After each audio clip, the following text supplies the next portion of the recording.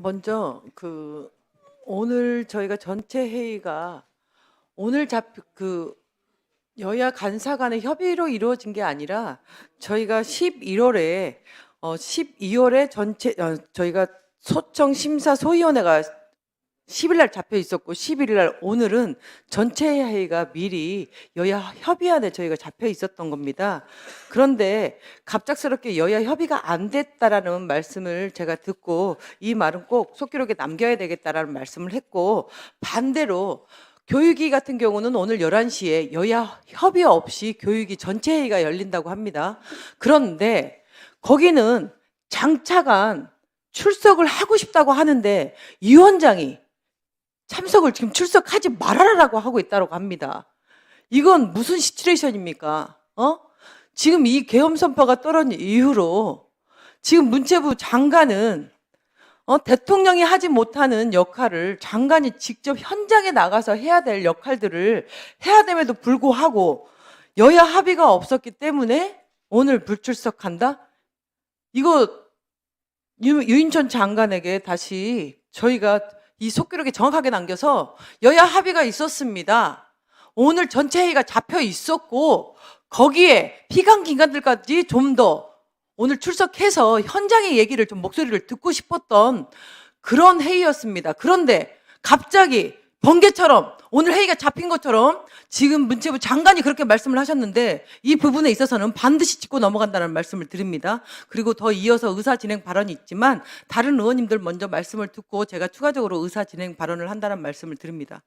네, 조계원 위원님 말씀해 주시기 바랍니다. 예, 존경하는 위원장님, 어제 유인촌 장관이 정부 대변인 자격으로 12.3 윤석열 내란 사태에 대한 호소문을 발표했습니다.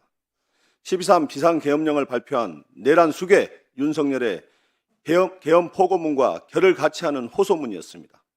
내란에 가담하지 않더라도 내란을 선동하거나 선전한 자는 3년 이상의 징역에 처하고 헌법을 파기하는 중죄이며 공소시효도 없습니다. 위원장님, 유인촌 장관에 대해 강력한 사과 촉구와 책임질 것을 권고하기 바랍니다. 안정적 국정 운영을 위해 야당에 자제해달라는 호소를 하기 전에 윤석열 정부의 국무위원 중 한 사람으로서 진심 어린 사과가 먼저입니다. 대통령이라는 사람이 국민과 국회를 향해 총뿌리를 겨눴는데 무엇을 자제해달라고 하는 것입니까? 오늘 불출석하여 자리에 없지만 유인천 장관에게 분명히 경고합니다.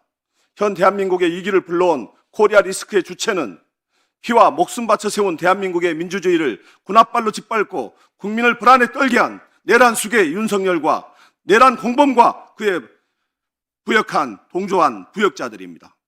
유인촌 장관은 지금 대한민국의 혼란과 위기가 야당 때문이라고 생각하십니까?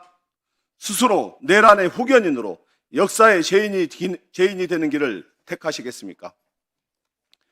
내란 속에 윤석열이 대통령 자리에 있는 한 국민은 평온한 일상을 되찾을 수 없습니다. 매일 여의도에 올려 퍼지는 수십만 국민의 윤석열 탄핵의 절규가 안 들리는 것입니까? 아니면 못 들은 척하는 것입니까? 민주주의를 지키고 국민의 목소리에 충실히 따르고 있는 야당의 노력을 내란 속에 윤석열 감싸기 프레임으로 왜곡하지 말아 주십시오.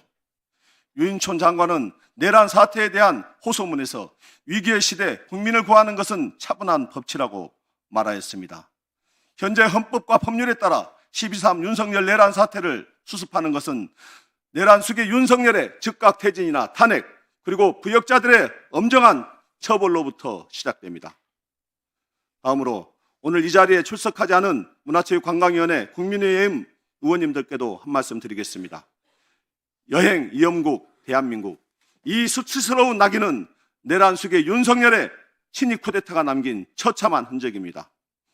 한때 세계에서 가장 안전한 나라로 칭송받으며 문화강국, 관광강국으로 자리 잡았던 대한민국이 윤석열의 내란 기도로 인해서 여행 이염국가로 낙인 찍히고 있습니다. 제 손에는 BTS의 아미밤이라는 응원봉이 지금 있습니다.